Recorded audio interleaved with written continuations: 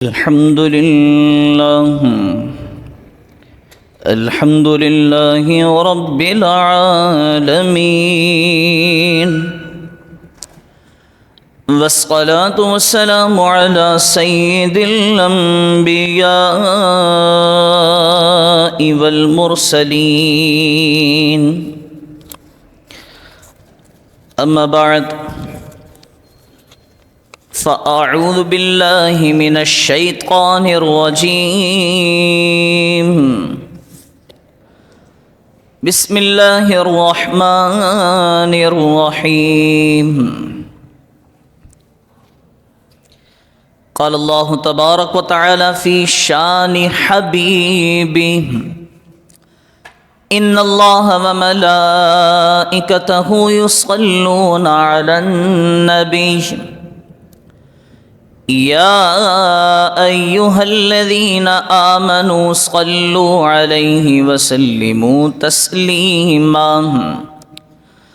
اللهم صل وسلم على سيدنا محمد. قد ضاقت حيلتي أدركني يا رسول الله صلى الله تعالى عليه وسلم. مولاي صل وسلم دائما أبدا على حبيبك خير الخلق كلهم. يا رب بالمصطفى بلغ مقاصدنا واغفر لنا ما مضى يا واسع الكرم. واسع ذنب من بے سر و ساما مدد قبل ایدی مدد کعبہ و ایمان مدد. واہ کیا مرتبہ اے غوث ہے بالا تیرا، اونچے اونچوں کے سروں سے ہے قدم اعلیٰ تیرا. میرا خواجہ عطاء رسول ہے، وہ بہار چشت کا پھول ہے، وہ بہار گلشن فاطمہ، چمن علی کا نہال ہے. اور یہی ہے آرزو تعلیم قرآن عام ہو جائے، یہی ہے آرزو تعلیم قرآن عام ہو جائے. ہر ایک پرچم سے اونچا پرچم اسلام ہو جائے. باواز بلند کہیے آمین. الحمدللہ رب کائنات کا کروڑ احسان ہے، اور آقا دو جہاں صلی اللہ تعالی علیہ وعلا آلہ وصحبہ وبارک وسلم کی بارگاہ میں لاکھوں کروڑوں درود و سلام کہ جس رب کے فضل اور محبوب کریم علیہ السلام کی نظر کرم سے ہمیں یہ برکتوں والا، عظمتوں والا، فضیلتوں والا دن نصیب ہوا. جمعۃ المبارک کی بے شمار فضیلتیں ہیں. سب سے اول فضیلت تو یہی ہے کہ قرآن پاک میں اللہ رب العزت نے خود ارشاد فرمایا: یا ایھا الذین آمنوا اذا نودی للصلاۃ من یوم الجمعۃ فاسعوا الی ذکر اللہ وذروا البیع. پہلی فضیلت تو یہی ہے کہ اس مبارک دن کا ذکر اللہ رب العزت نے اپنے ذکر کے ساتھ خاص فرمایا کہ جمعہ کے لیے جب پکارا جائے کس طرف؟ الی ذکر اللہ، اللہ کے ذکر کی طرف جب تمہیں پکارا جائے تو فسعوا، دوڑو. بھئی کس طرف دوڑنا ہے مولا؟ یا ایھا الذین آمنوا، اے ایمان والوں، اذا نودی للصلاۃ، جب پکارا جائے نماز کے لیے، من یوم الجمعہ، جمعہ کے دن، فسعوا الی ذکر اللہ، دوڑو اللہ کے ذکر کی طرف اور خرید و فروخت کو ترک کر دو. وذروا البیع، خرید و فروخت کو ترک کر دو، پہلی فضیلت تو یہی ہے۔ اور جمعۃ المبارک کی بے شمار فضیلتیں احادیث مبارکہ میں بھی وارد، جیسے کہ سرکار علیہ الصلوۃ والسلام نے ارشاد فرمایا، کیونکہ حضور علیہ الصلوۃ والسلام در یتیم، یتیموں کے والی، یتیموں کے پالنہار، ہم غریبوں کا آسرا، تو سرکار علیہ الصلوۃ والسلام نے ارشاد فرمایا کہ جمعہ کے دن تمہارا مسجد جلدی چلے جانا، یہ بیہقی شریف کی حدیث مبارکہ میں عرض کر رہا ہوں کہ جمعہ کے دن تمہارا مسجد جلدی چلے جانا تمہارے لیے حج کے برابر ہے۔ یا رسول اللہ، مزید کچھ؟ کریم آقا علیہ الصلوۃ والسلام ارشاد فرماتے ہیں کہ جمعہ کے دن جمعہ کے لیے جلدی چلے جانا حج کے برابر ہے، اور پھر نماز عصر کا انتظار کرنا تمہارے لیے عمرہ کے برابر ہے۔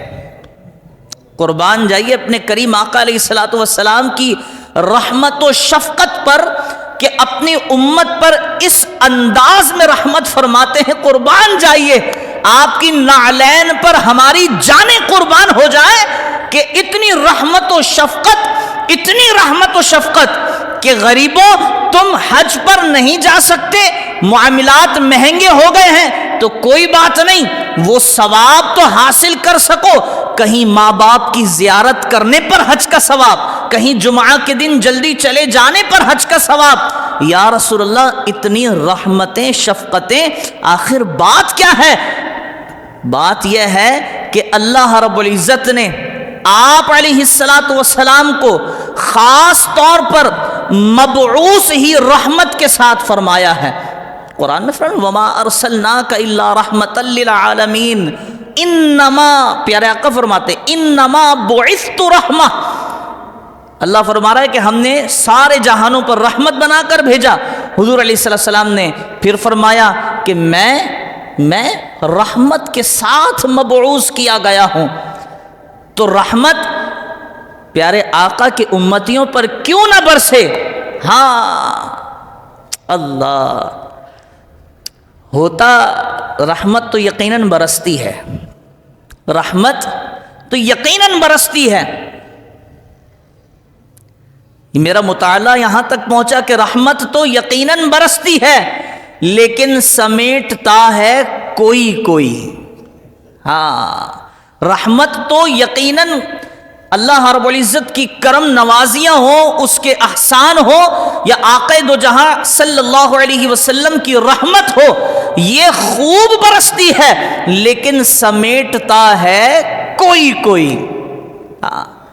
وہ تو مالک ہے، پالنہار ہے، دو جہانوں کا پالنے والا ہے، وہ رزق اتارتا ہے۔ جیسا کہ بعض روایتوں میں آتا ہے کہ اللہ رب العزت فرشتوں کی ڈیوٹی لگاتا ہے کہ جاؤ دنیا میں، اور جو شخص میرے ذکر کے لیے جاگ رہا ہو، نماز کے لیے جاگ رہا ہو فجر کے وقت، اس کے کاندھوں پر اس کا رزق اتار دو، اس کے کاندھوں پر اس کا رزق اتار دو، اور جو سو رہا ہو اس کے پیروں کی طرف رکھ دو۔ اب جو جاگ رہا ہے اور اللہ کا ذکر کر رہا ہے، مصروفیت، مشغولیت اسی کے ساتھ خاص ہے، تو اس کے رزق میں برکتیں ہوتی ہیں، یعنی وہ آرام سے رزق حاصل کر لیتا ہے۔ اور جس کے پیروں میں رزق اتارا جاتا ہے، وہ سوتے سوتے اپنے پیروں سے ہی اپنے رزق کو لات مار کر کے دور کر دیتا ہے۔ تو برسنا تو اس مالک کی طرف سے سب کے لیے ہے، لیکن سمیٹتا ہے کوئی۔ بات یہ ہے، تو رحمت تو میرے آقا کی بے شک۔ تو یہ جمعہ کی میں نے مختصر فضیلت سنائی، اس پر میں نے یہ چند باتیں عرض کر دیں۔ بیسیکلی بنیادی طور پر آج کا جو ہمارا موضوع سخن ہے، وہ یقیناً ہمارا آج کا موضوع ہونا چاہیے تھا حضرت سیدنا خلیفۃ المؤمنین، امیر المؤمنین صدیق اکبر رضی اللہ تعالی عنہ، ہمارا موضوع آج جمعہ کا یہی ہونا چاہیے تھا، تو ہم بیچ میں ان کا ذکر کریں گے انشاءاللہ۔ لیکن آج وقت ہمیں پکار کر کہہ رہا ہے کہ مولانا آپ نئے سال پر گفتگو کریں کہ نیا سال آنے والا ہے، پرانا سال جانے والا ہے، اور اس نئے سال کے آنے کی خوشی میں، پرانے سال کے جانے کی خوشی میں جو خرافات، جو فحاشیاں اور جو بربادیاں معاشرے میں پیدا ہونے والی ہیں، مولانا آپ اس پر بات کریں۔ آج وقت ہمیں پکار کر بلا کر یہی سمجھانے کی کوشش کر رہا ہے کہ مولانا حضرت سیدنا صدیق اکبر رضی اللہ تعالیٰ عنہ کی شان تو ورا الورا ہے، ہم ذکر کرتے رہیں اور پورے سال کے تمام جمعہ کے دن گزر جائیں، لیکن ابو بکر صدیق رضی اللہ تعالیٰ عنہ کے ذکر کے، ان کے اوصاف کا ایک باب بھی بیان نہیں ہو سکتا۔ اس کے لیے اتنا کافی ہے کہ کریم آقا علیہ الصلوۃ والسلام نے فرمایا تھا نا کہ میں نے دنیا میں جتنے محسنین ہیں، اسلام پر احسان کرنے والے ہیں، ان سب کے بدلے چکا دیے، سب کو ان کا بدلہ میں نے ادا کر دیا، لیکن میری امت کا واحد بندہ ابو بکر ایسا ہے رضی اللہ تعالی عنہ کہ جس کے احسانوں کا بدلہ میرا رب جنت میں ہی عطا فرمائے گا۔ تو حضرت ابو بکر صدیق رضی اللہ تعالیٰ عنہ کے اوصاف تو ہم بیان کرتے چلے جائیں، وہ ختم ہونے والے ہیں ہی نہیں۔ ہمارے الفاظ ختم ہو جائیں گے، ہمارے تاثرات ختم ہو جائیں گے، لیکن شان صدیق اکبر رضی اللہ تعالیٰ عنہ ختم ہونے والی نہیں۔ پہلی بات تو یہ موضوع کی طرف کہ آج ہے جمعۃ المبارک کا دن، اور آج سے 2 دن بعد، یعنی آج 29 ہے، 30 اور پرسوں اتوار کے روز ہے 31 دسمبر، اور پیر کے روز ہے 1 جنوری۔ تو اب میں نے بڑی کوشش کی کہ میں سرچ کروں اور نکالوں، اس پر تحقیق کروں کہ گزشتہ جو سال گزرا ہے 2023 کا، اس میں کتنے لوگوں نے صرف نیو ایئر نائٹ پر جام شہادت، مسلمانوں نے جام شہادت نوش کیا۔ وہ 2023 کا تو سامنے نہ آ سکا، لیکن 2022 کا ایک ریشو گوگل نے پیش کر دیا کہ جب 2022 ختم ہوا اور 2021 ختم ہوا اور 2022 شروع ہوا، تو کراچی میں، صرف کراچی میں 21 مسلمان ایسے تھے کہ جنہوں نے اللہ رب العزت کے کرم سے، میں تو ان گناہگاروں، جو بے گناہوں کو یہی کہوں گا کہ ان پر کرم ہوا کہ انہیں شہادت حکمی کا درجہ ملا۔ شہادت حکمی کہلاتی ہے، یہ خاص شہادت تو نہیں ہوتی، لیکن شہادت کے درجوں میں سے ایک شہادت ہے۔ 21 مسلمان بے گناہ، کوئی اپنے گھر سے کسی کام کے لیے نکلا ہو، کوئی کسی کام کے لیے، اس میں کچھ ایسے بھی ہوں گے کہ جو خرافات میں شامل ہوں گے۔ اب میں نے صرف شہر کراچی کا ذکر کیا، اگر آل اوور دی پاکستان ہم ذکر کریں پورے پاکستان کا، تو پورے پاکستان میں کوئی 112 یا 113 اموات تھیں، ہلاکتیں تھیں جو سال کے شروع ہونے پر ہوئیں۔ اب کیا ہوتا ہے جناب، ہمارا تو 2 منٹ کا مزہ ہوتا ہے، مزہ بھائی، مزہ آ رہا ہے، ڈھس ڈھس ڈھس چل بھائی، لیکن وہ گولی جب گئی ہے تو یقیناً نیوٹن نے ایک قانون دیا ہے دنیا والوں کو کہ جسے کہتے ہیں کشش ثقل، نیوٹنس لا آف موشن، یہ فورس کا جو قانون ہے، یہ نیوٹن نے جب پیش کیا ہے تو اس کے پیچھے کوئی وجہ ہوگی نا کہ بھئی جو چیز جاتی ہے وہ زمین پر واپس کھینچی چلی آتی ہے۔ یہ ایک سائنس کا قانون ہے، اور مشاہدہ بھی یہی ہے۔ آپ بھی کوئی چیز اچھال کر دیکھ لیں کہ وہ واپس آتی ہے یا نہیں، اگر اس کے راستے میں کوئی دوسری چیز حائل نہ ہو جائے۔ اب لوگ تو بڑے شوق میں اور بس اپنے شعبدے بازی دکھانے میں، بس گھر سے نکال کر لائے ٹی ٹی، یا ایکس وائی زیڈ جس قسم کی بھی بندوق ہے نکال کر لائے انہوں نے، بس ہوا میں نلی کی اور دھڑام دھڑام دھڑام دھڑام 4 6 8 10 12 15 گولیاں چلا دیں۔ اب جب چلائی ہیں تو یقیناً انہیں واپس زمین پر آنا ہے، اور جب وہ گولیاں زمین پر آتی ہیں تو خبر چلتی ہے کہ نئے سال کی خوشی میں کی گئی ہوائی فائرنگ کے نتیجے میں اتنے لوگ لقمہ اجل بن گئے۔ اب مولانا یہ مسجد میں کرنے کی باتیں ہیں، ہاں اس محلے میں، اس معاشرے میں، ان گلیوں میں، ان چوراہوں پر ہی یہ فائرنگ ہوا کرتی ہے، ہمارے اپنے لوگ کرتے ہیں۔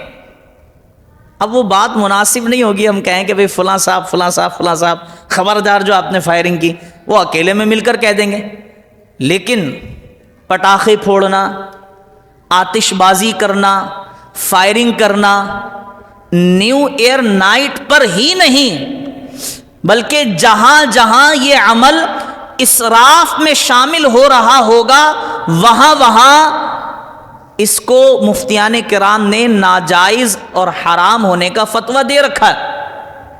اب اس کے پیچھے چلتے ہیں۔ شرعی مسئلہ، پٹاخے پھاڑنا یا آتش بازی کرنا یا فائرنگ کرنا مطلقاً ناجائز تو نہیں۔ کھیتوں میں ہاتھی گھسائے، اب انہیں کیسے بھگائے گا؟ ڈنڈا لے کے؟ یقیناً اب علماء اور مفتیان کا فتویٰ یہ کہ یہاں پٹاخے پھوڑنا نہ صرف جائز ہے بلکہ اس کی ضرورت ہے، اس کا مال خراب ہو جائے گا، پٹاخے پھوڑ۔ اسی طرح محلے میں کسی آبادی میں شیر گھسایا، اس شیر کو ڈرانے اور بھگانے کے لیے پٹاخے چلانا یا فائرنگ کرنا۔ ایسا ڈر ہے کہ اگر کوئی ایسا جانور ہے کہ یہ جانور کسی کو جانی نقصان پہنچا سکتا ہے تو اس جانور کو، وحشی جانور کو مارنے کے لیے فائرنگ کرنا، یہاں تو علماء نے اجازت دی ہے کہ جناب یہ آپ کر سکتے ہیں، لیکن خواہ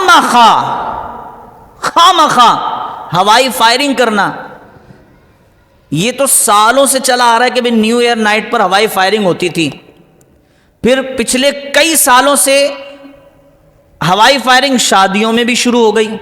تو ہم یہ بھی تذکرہ بیچ میں اسی لیے جوڑ رہے ہیں کیونکہ ابھی شادیوں کا سیزن چل رہا ہے، تقریباً ہر محلے میں 1-2 شادیاں ہو ہی رہی ہیں اور روزانہ کوئی نہ کوئی لقمہ اجل بن ہی رہا ہے۔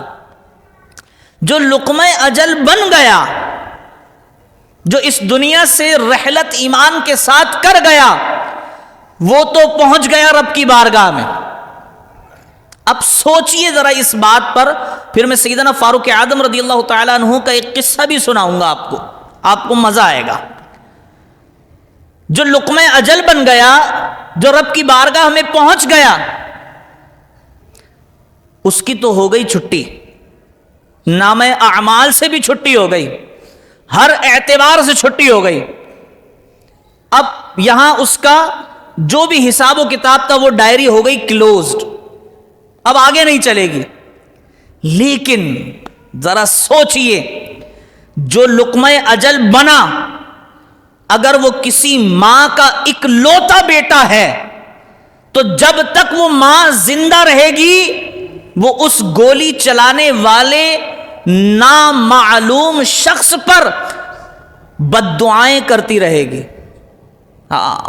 اور بعض بزرگوں کا قول یہ ہے جو میری نظر سے گزرا، فرماتے ہیں کہ تم ویسے بھی بد دعا سے بچو، لیکن خاص طور پر ماں کی اور اس سے بھی زیادہ خاص طور پر باپ کی بد دعا سے بچنا۔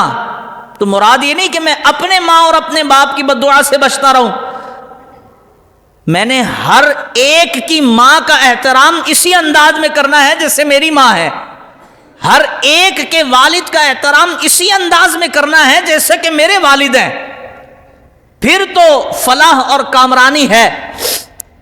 لیکن ہمارے یہاں معاشرے میں لوگ ہر چیز جو ہے نا، وہ چاہے وہ فائرنگ ہو یا آتش بازی ہو، پٹاخے پھوڑنا ہو، گانے چلانا ہو، میوزک ہے، یہ ساری چیزیں ہمارے معاشرے میں ہو گئی ہیں نارملائز، عام ہو گئی، کسی کو معیوب نہیں لگتی، بری نہیں لگتی۔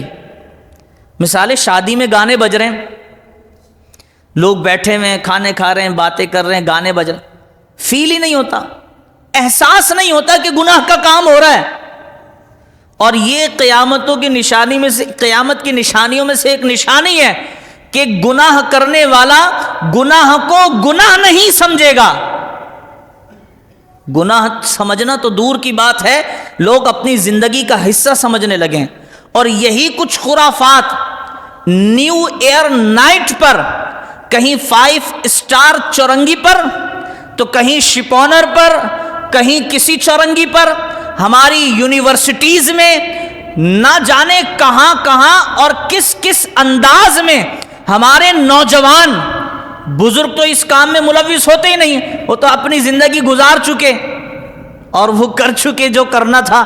نیکیاں کی تو اس کا جزا ملے گی، برائیاں کی تو پھر سزا ملے گی، تو وہ تو گزار چکے زندگی۔ اب وہ گھروں میں رہتے ہیں، سردی ہے، گھٹنوں میں تکلیف ہے، ہاتھوں میں تکلیف ہے، پیر میں شوگر ہے، بلڈ پریشر ہے، مختلف قسم کی بیماریاں لگ گئیں۔ لیکن ہمارے اس معاشرے کا نوجوان طبقہ وہ یہ سمجھ بیٹھا ہے، اس نوجوان طبقے کو کسی نے یہ پٹی پڑھا دی ہے کہ دیکھو گانے بجانا کوئی بری بات نہیں، معاشرے کا حصہ ہے، ناچنا کوئی بری بات نہیں، معاشرے کا حصہ ہے، عام زندگی کی روٹین ہے، خرافات میں مبتلا ہو جانا کوئی بری بات نہیں، یہ تو عام زندگی کی روٹین ہے۔ ہم دیکھتے یہ ہیں کہ کوئی یونیورسٹی ہو، وہاں پر بھی خرافات نیو ایئر نائٹ پر بڑی ہی جوش و جذبے کے ساتھ خرافات میں مبتلا نظر آتے ہیں۔ کوئی کالج ہو، وہاں کوئی پروگرام اگر آرگنائز ہو گیا ہے تو وہاں بھی لوگ بڑے جوش و جذبے کے ساتھ خرافات میں اور گناہوں میں مبتلا نظر آتے ہیں۔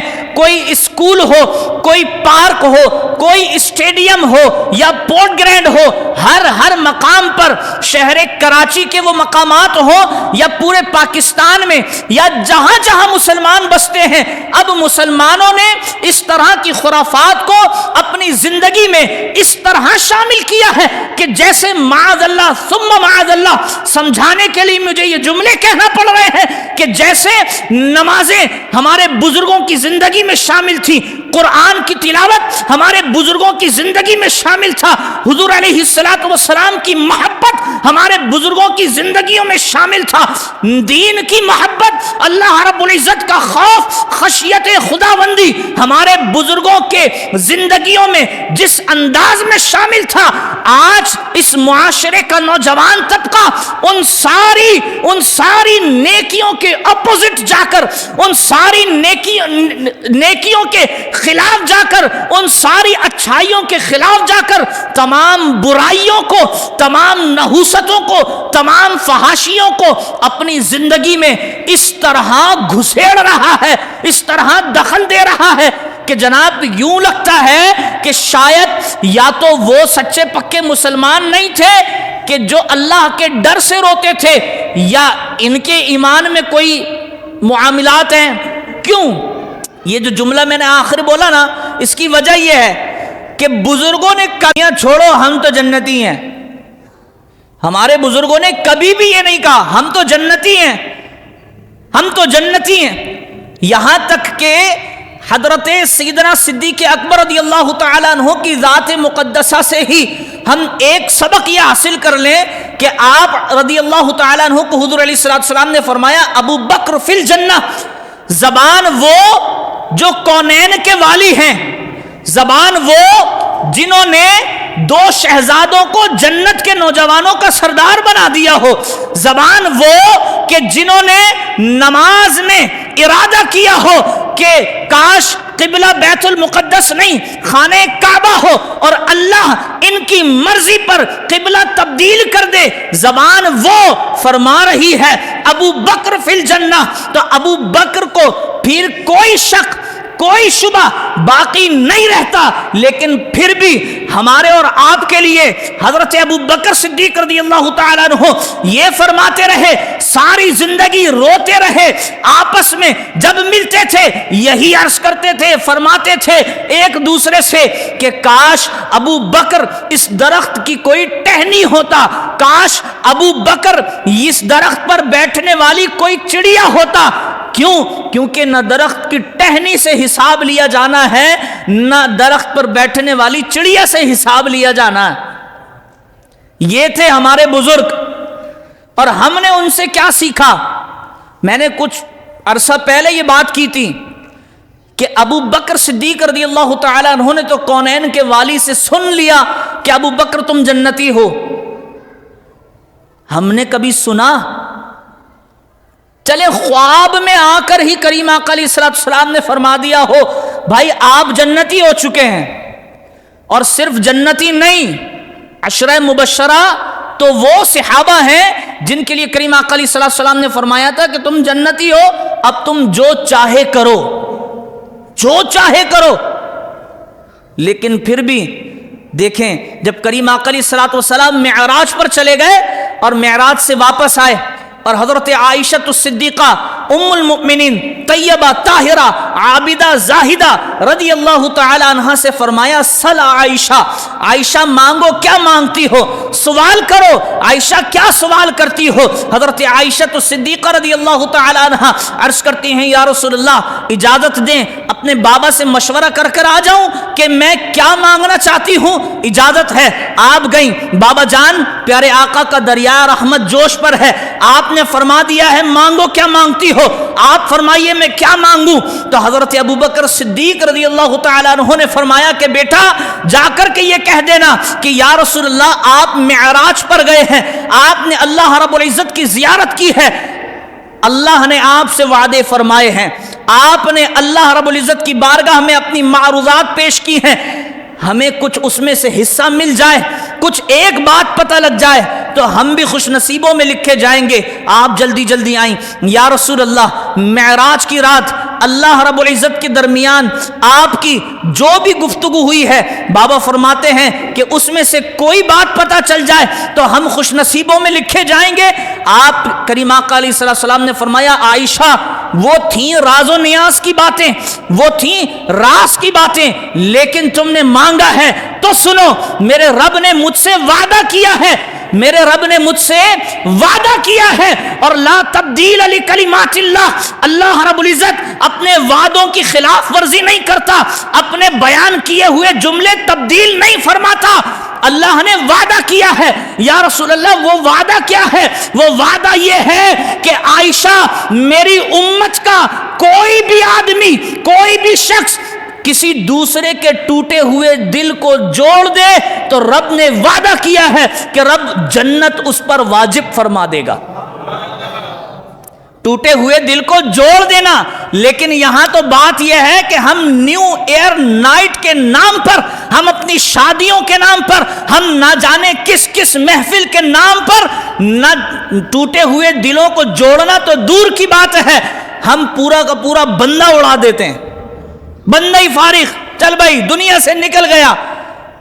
اب سنیے جب سیدہ عائشہ الصدیقہ رضی اللہ تعالی عنہا آئی نا، یار بابا جان کریم آقا علیہ السلام نے خوشخبری دی ہے، خوشخبری سنائی ہے، سنیے کتنی اچھی خوشخبری ہے۔ آپ نے فرمایا بیٹا کون سی خوشخبری ہے؟ خوشخبری یہ ہے ٹوٹے ہوئے دلوں کو جوڑنے پر جنت مل رہی ہے، جنت کا مجدہ سنا دیا گیا ہے۔ تو حضرت ابو بکر صدیق رضی اللہ تعالیٰ عنہ اپنی داڑھی مبارک، اپنی ریش مبارک پکڑ کر زار و قطار رونے لگے، اور روتے روتے بے ہوش ہو گئے، زمین پر تشریف لے آئے۔ جب آپ کو جگایا گیا اور آپ سے پوچھا گیا کہ بابا جان بات کیا ہے، آخر ماجرا کیا ہے، آپ اتنا روئے کہ بے ہوش ہو گئے، تو حضرت ابو بکر صدیق رضی اللہ تعالیٰ عنہ فرماتے ہیں کہ بیٹا بات یقیناً خوشی کی ہے، لیکن اس خوشی کی بات میں تم نے صرف اس کا مثبت پہلو دیکھا ہے، صرف اس کا پازیٹو پوائنٹ دیکھا ہے، اس کا نیگیٹو بھی دیکھو کہ جب رب جنت واجب کر رہا ہے ٹوٹے ہوئے دل کو جوڑنے پر، تو وہی رب جڑے ہوئے دلوں کو توڑنے پر جہنم بھی واجب کر سکتا ہے۔ جڑے ہوئے دلوں کو توڑنے پر جہنم بھی واجب کر سکتا ہے۔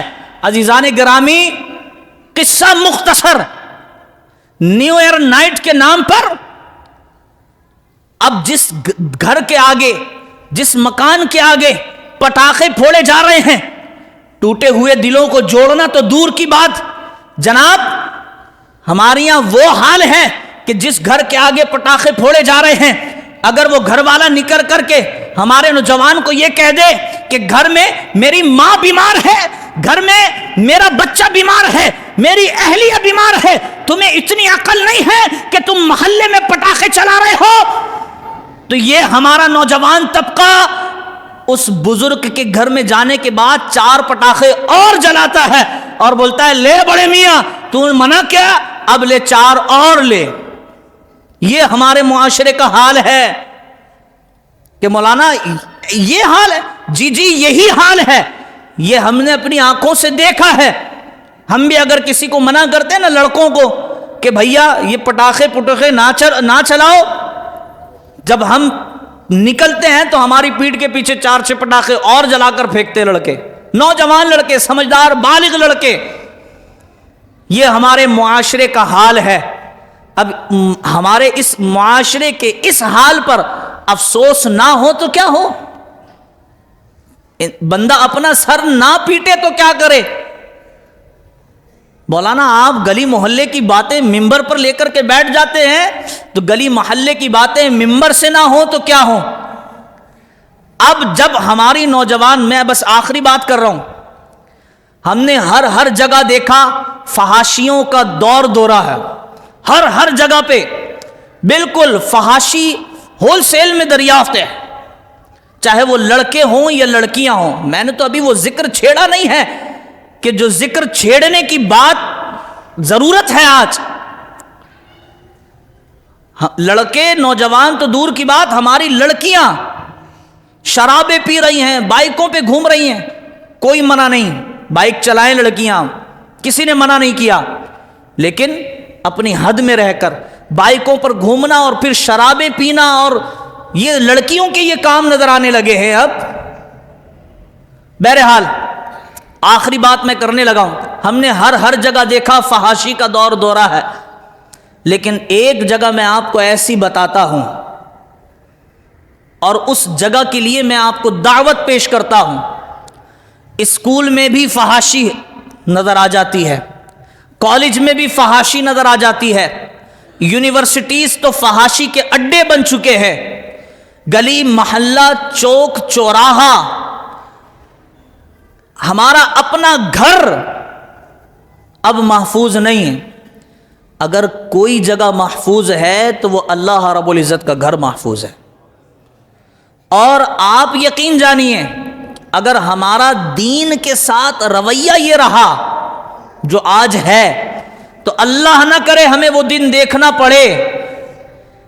ابھی تو ملک کی مشہور مساجد میں رقص کی محافلیں سجائی گئی نا پچھلے عرصے میں، کبھی مسجد وزیر خان میں شوٹنگ کے نام پر لڑکا اور لڑکی ناچے، تو کبھی بادشاہی مسجد میں لڑکا اور لڑکی ناچے، مشہور مسجدیں۔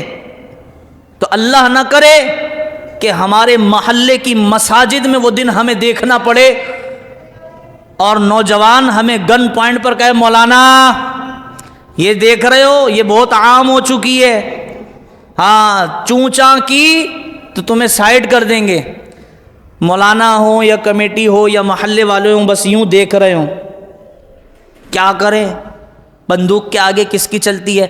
تو اس دن سے ڈرو آج، اس دن سے آج ڈرو، اور ڈر کر اپنے آپ کو، اپنی نسلوں کو اس مقدس گھر کی طرف بھیجنا شروع کر دو۔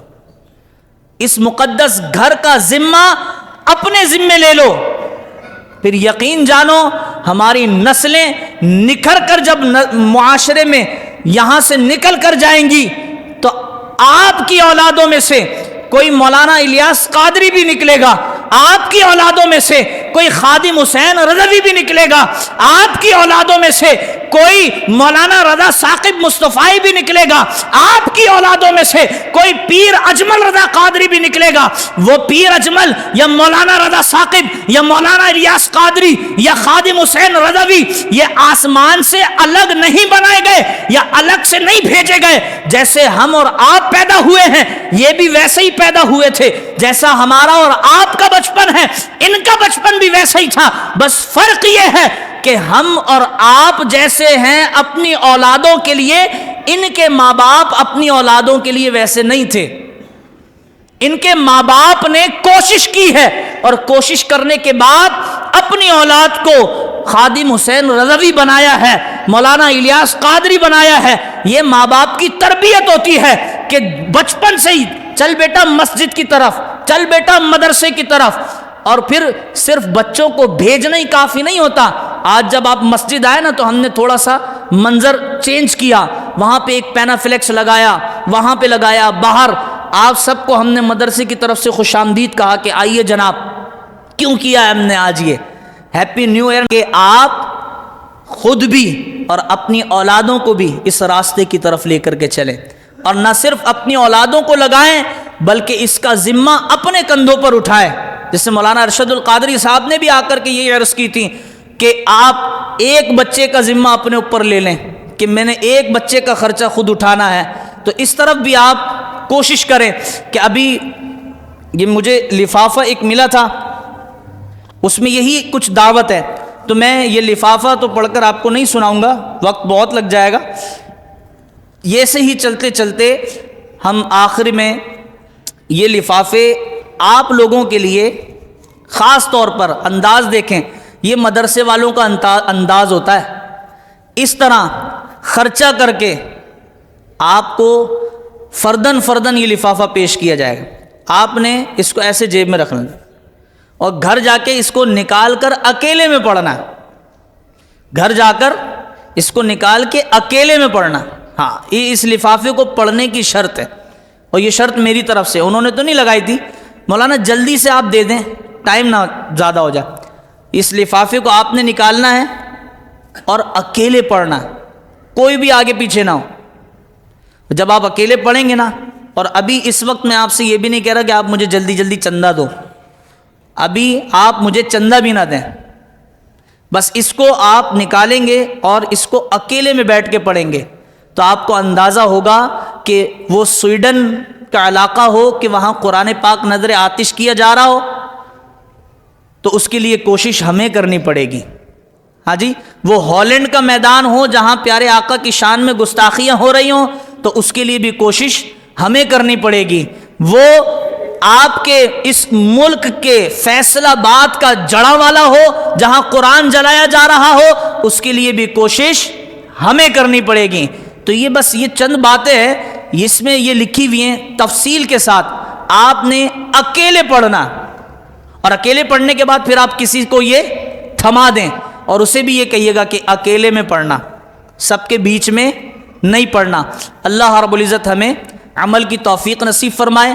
بس یہ لفافے آپ وصول کر کے سنتیں ادا فرمائیں، جن کو نہیں ملے وہ 2 منٹ کا وقت دے دیں کہ وہ لفافے ان کو مل جائیں۔